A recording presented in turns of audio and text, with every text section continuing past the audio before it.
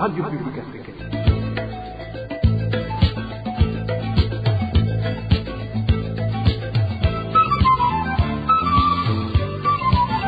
Radio Publique Africaine. Mercredi 13 septembre 2023, bonsoir et bienvenue dans ce journal en français qui vous est présenté par Éloge Divin Remecha. Dans quelques instants, les principaux titres.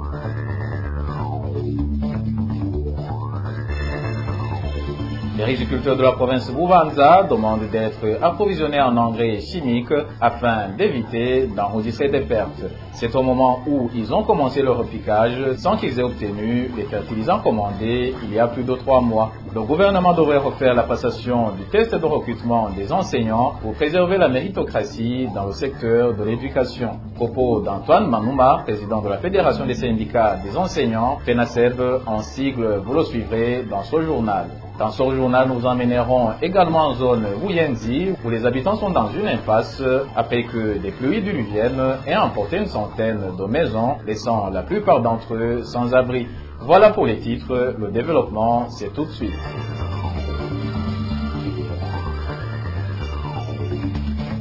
Oh bonsoir, je vous le disais en titre, plus d'une centaine de toitures ont été emportées par les pluies de ce mardi dans la zone Wuyenzi de la commune Mukaza en mairie de Bujumbura. Des maisons ont été également détruites par ces pluies, d'où certains habitants de cette localité demandent au gouvernement de les aider.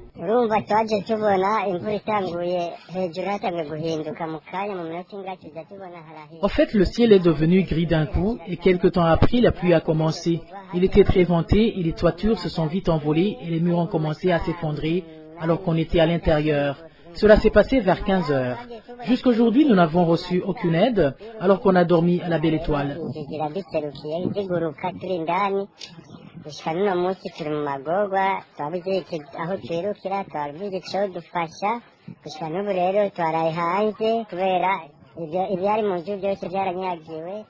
Tout ce qu'on avait dans les maisons est imbibé d'eau, que ce soit les matelas ou les nattes. Pour le moment, on essaie de laver et d'étendre les habits, les matelas et les nattes.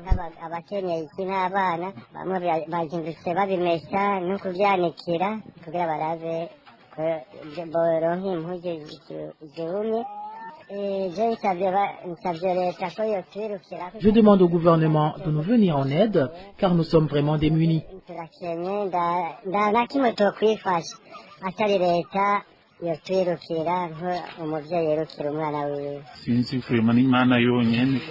Franchement, seul Dieu peut nous sortir de cette situation.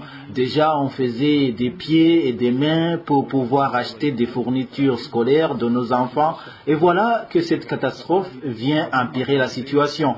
Nous sollicitons une aide pour que nos maisons soient réhabilitées et que nos enfants puissent aller à l'école.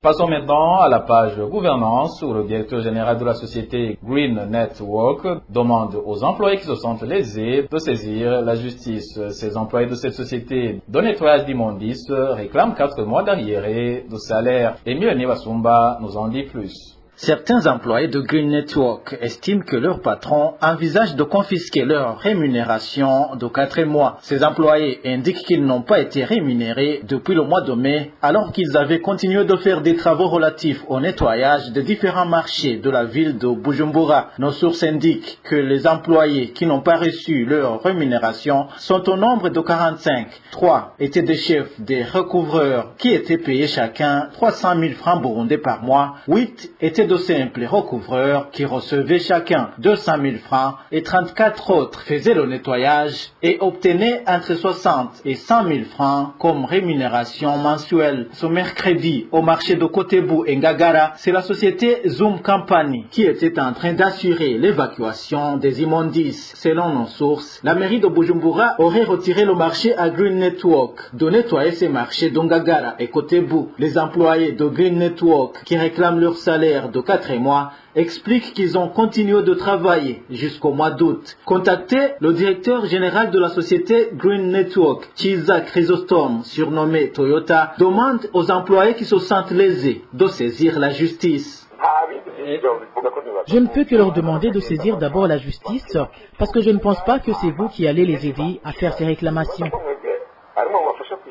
Émile Nivasumba. Gouvernance toujours, aucun projet de développement permettant à la population de vivre autrement que par là où n'a été initié par le pouvoir du CNDD-FDD depuis 2005, raison pour laquelle il s'observe des mouvements migratoires de la population burundaise vers d'autres pays. C'est du moins l'analyse de l'ancien vice-président de la République et actuel président de la coalition Sefor Arusha. Frédéric Bamvuginyumvira indique qu'en plus de ces problèmes liés au pouvoir d'achat, s'ajoutent les menaces de la part des Imbonerakure à l'endroit de la population, des menaces qui poussent un grand nombre de gens à quitter le pays pour demander asile dans d'autres pays. Écoutez plutôt Frédéric Bamvuginyumvira.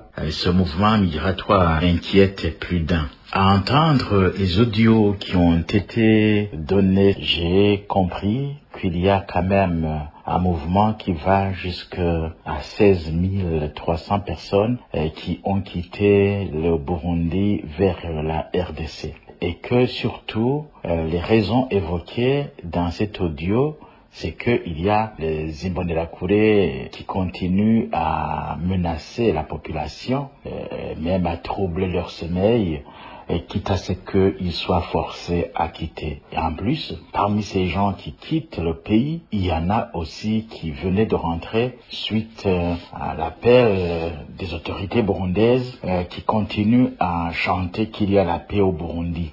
Mais vous voyez que la source de cette déstabilisation, selon toujours cet audio, c'est bel et bien la menace exercée par les Imbonerakure, toujours acclamée, encouragée par les autorités du Burundi, mais également le pouvoir d'achat n'est pas là pour que les populations puissent garantir l'approvisionnement au niveau familial. Alors, cela signifie que il y a aussi la même raison qui devrait nous pousser à réfléchir sur pourquoi. Et c'est pas moi qui devais réfléchir le premier, c'est le pouvoir lui qui devait réfléchir le premier et comprendre ou expliquer pourquoi il y a des problèmes et trouver des solutions adéquates. La raison, c'est que depuis 2005, il n'y a aucun projet qui a permis à la population de vivre autrement que par la roue. Aujourd'hui, plus de 90% de Burundais vivent grâce à l'agriculture, à la roue. Et plus le temps avance, plus le lopin de terre pour une famille doit être partagé et la partie qui revient à une jeune famille, c'est un petit lopin de terre qui ne peut pas garantir la survie de cette famille. D'où justement les populations quittent le Burundi pour s'installer ailleurs. Mais il y a d'autres cas qui ne sont pas rendus publics. Il y a eu un grand mouvement depuis 2 ans de jeunes Burundais qui quittent le Burundi pour l'Europe via la Serbie, via la Roumanie. En tout cas, ici en Belgique, on voit qu'il y a beaucoup de jeunes, y compris des Imbonerakure même, qui sont ici. Pourquoi? Les gens vous diront qu'ils ne voient pas l'avenir dans notre pays et ils décident de quitter le pays. Pour Frédéric Bamvuginyumvira, la solution à ce mouvement migratoire de la population burundaise vers d'autres pays serait de remplacer le pouvoir en place par un autre pouvoir capable d'asseoir une bonne gouvernance. Écoutez encore une fois Frédéric Bamvuginyumvira. Et bien entendu, comme il y a une mauvaise gouvernance, il faut qu'il y ait une bonne gouvernance pour stabiliser la situation. Alors, si la population vit de là-haut, cela signifie que le pouvoir doit organiser pour que la population vive à part là-haut d'autres choses pour suppléer justement l'apport de là-haut. Donc, est-ce que le gouvernement est capable d'apporter des nouveautés? Moi, je n'y crois pas. Je ne crois pas. Alors, pour moi, la solution est de remplacer ce pouvoir par un autre pouvoir qui soit capable de répondre aux attentes de la population. Sinon, pour autant qu'on aura ce pouvoir CNDD, FDD, qui a prouvé son incompétence, ça fait 18 ans, ce n'est pas demain qu'il va absolument trouver d'autres ressorts pour changer la situation. Le président de la République criera, continuera à crier, mais rien ne changera parce que justement, ils ne sont pas capables d'aider le pays à se transformer et à garantir la sécurité du citoyen et surtout la sécurité alimentaire, la sécurité physique. Donc pour moi, il faut que du CNDD-FDD, il y ait des militants qui disent on ne peut pas continuer à vivre ainsi parce que si la population commence à fuir, ça veut dire que nous aussi on ne pourra pas continuer à exploiter la population ad vitam aeternam. Et on doit absolument changer le pouvoir pour que le pouvoir passe d'une main à une autre en vue de répondre aux attentes de la population.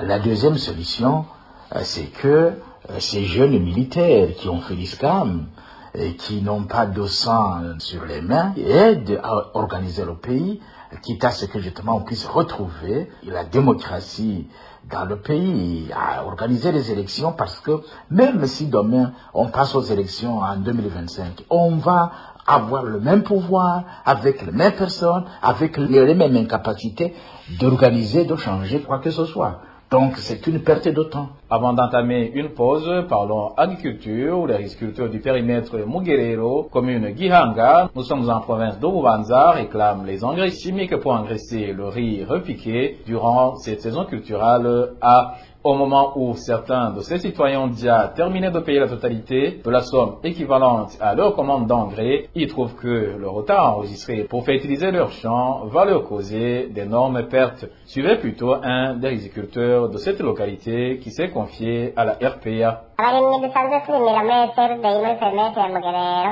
turafise impungenge cyane ku bijyanye n'ifumbire yo gushyira mu muceri.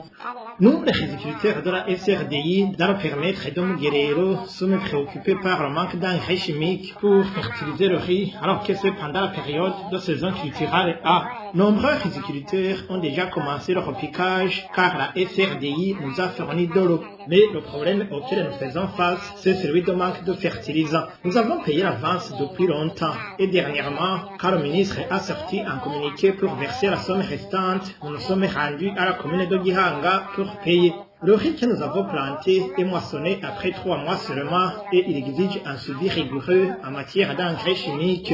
Après la préparation de la pépinière, on compte 21 jours et on fait le repiquage.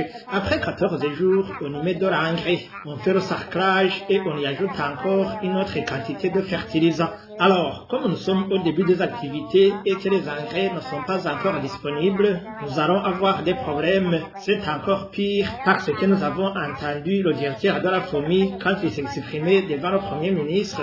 Il a dit qu'il se serait piégé de fixer un délai limite de la disponibilité des intrants agricoles. Nous voudrions alors demander au gouvernement de chercher d'autres moyens, quitte à ce que nous n'enregistrons pas encore des pertes, comme le gouvernement a mis en avant l'agriculture. Comme le directeur de la FOMI a déclaré son incapacité, c'est au gouvernement laborieux et responsable de nous aider pour avoir des engrais chimiques en cette période de début de saison culturelle. Nous demandons également au directeur général de la SRDI de se consulter avec les responsables du ministère de l'Agriculture et de l'Élevage afin que nous soyons approvisionnés en engrais chimiques. SRDI agaragaza uko ashobora kose akavugana n'ababijejwe mu bushikiranganji bw'uburimyi n'ubworozi kugira ngo turonke ifumbire. Page éducation à présent, le test de recrutement des enseignants a été caractérisé par plusieurs irrégularités, y compris le favoritisme et la corruption. Propos d'Antoine Manouma, président de la Fédération des syndicats des enseignants, FENASEB. Antoine Manouma demandait la reprise de ce test et des enquêtes approfondies pour qu'on engage des enseignants compétents. Le test de recrutement des enseignants de l'année 2023 a été marqué par de nombreux cas de fraude ou de tentatives de fraude rapportés à travers tout le pays dans le but d'arranger les candidats au recrutement qui n'ont pas obtenu la note exigée. Même dans les années antérieures, de telles irrégularités ont été remarquées dans certaines localités du pays. Un nombre réduit d'enseignants à recruter dans un contexte d'un taux de chômage en hausse est la cause essentielle de ce phénomène. Dans pareil cas, le favoritisme et la corruption dominent dans le recrutement par rapport à l'équité et à l'impartialité. Les réclamations sont entendues dans plusieurs coins du pays. La Fédération nationale des syndicats du secteur de l'enseignement et de l'éducation du Burundi, FENASEB, demande une enquête approfondie menée par des personnalités compétentes pour s'enquérir de la situation et pouvoir prendre des décisions conséquentes. Dans le but d'endiguer les cas de fraude en grand nombre et dans le futur, il est nécessaire que le test de recrutement soit valorisé et que d'autres stratégies de passation soient définies, comme la permutation entre les communes des surveillants et des correcteurs du test. Nous profitons de l'occasion pour remercier l'autorité compétente qui est en train de prendre des mesures envers des membres des commissions de recrutement des enseignants qui se rendent coupables des actes de fraude.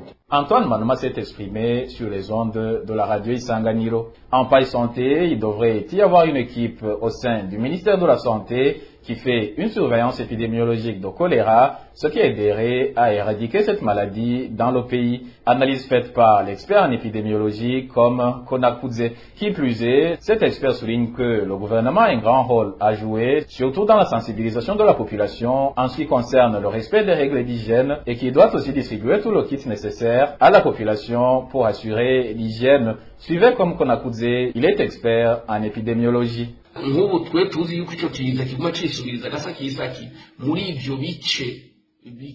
Puisque nous savons que cette épidémie devient récurrente dans ces localités, il devrait y avoir une équipe chargée d'étudier ces épidémies au sein du ministère de la Santé publique qui collaborerait avec les autorités administratives et la population afin qu'elles puissent faire une surveillance épidémiologique pour savoir où se trouve cette maladie et d'où elle peut provenir en examinant la population, en effectuant des analyses d'eau, en sensibilisant le personnel médical pour reconnaître les symptômes de cette maladie et faisant une base de données pour cartographier l'étendue de cette maladie dans le pays.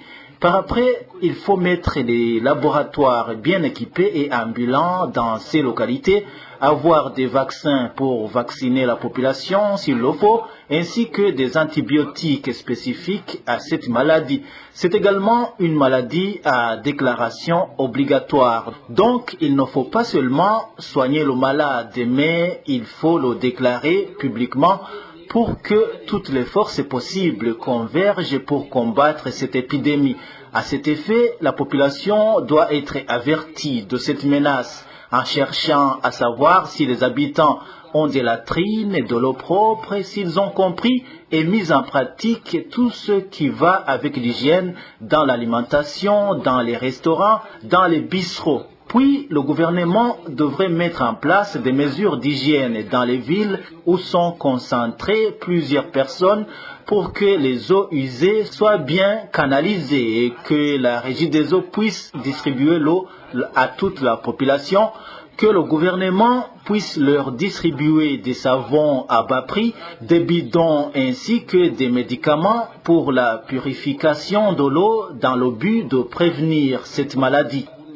Zizimbutse bakazikorora ibeyi bakaziha abanyagihugu bakabaha bijya bikoresho mu gihe cy'ikiza byaba indobo zo gukoresha bakabaha ibinini byo gushira mu mazi kugira ngo bice imigera y'iyo ndwara kugira ngo bakinge icyo kiza. Pour rappel, à la fin de la semaine dernière, l'épidémie a emporté 3 personnes dans la zone Kamenge, selon leurs proches. Nos sources nous ont également informé qu'à l'hôpital d'Ogatumba, parmi 15 personnes affectées depuis le début de l'épidémie, 6 sont toujours admises à cet hôpital, tandis que les 9 autres sont déjà retournés dans leur famille après s'être rétablis. Selon les mêmes informations, ces personnes affectées par le choléra proviennent d'Ogaharawe et du site Muyange. Restons à mairie de Bujumbura pour vous parler cette fois-ci des coupures répétitives du courant électrique devenu un casse-tête dans différents quartiers tels Kamenge, Mutakura et Chibitoke.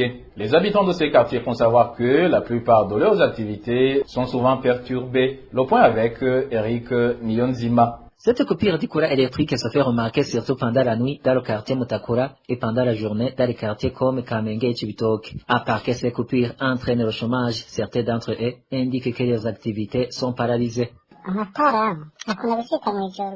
La coupure du courant s'observe surtout pendant la nuit dans le quartier de Mutakura. Ceux qui utilisent le courant électrique comme les bouchers, ceux qui vendent du lait, toutes ces personnes enregistrent d'énormes pertes car que ce soit leur viande, de même que le lait, tout est périmé. Actuellement, des habitants de ces quartiers menacés par ces coupures du courant électrique demandent à la régie des eaux de trouver la solution à ce problème car même les voleurs profitent de l'absence du courant électrique. Nous demandons au gouvernement de nous fournir du courant électrique car s'il n'y a pas de courant, les voleurs profitent de la situation.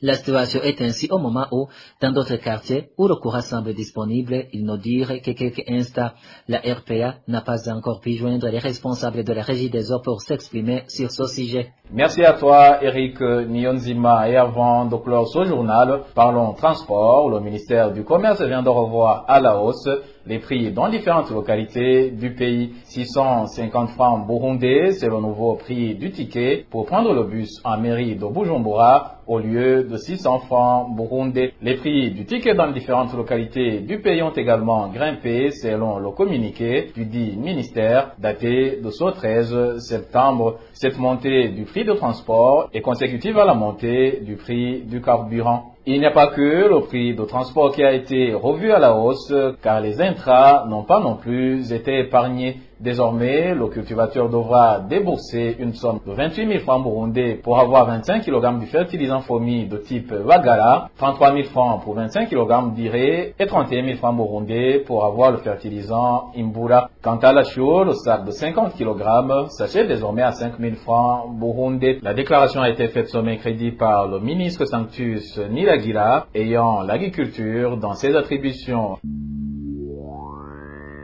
Et voilà, amis fidèles de la RPA, c'est par ici que prend fin le journal en français de ce mercredi 13 septembre 2023. À la présentation, vous étiez avec Eloge Divin Les Méchas. Passez une agréable soirée.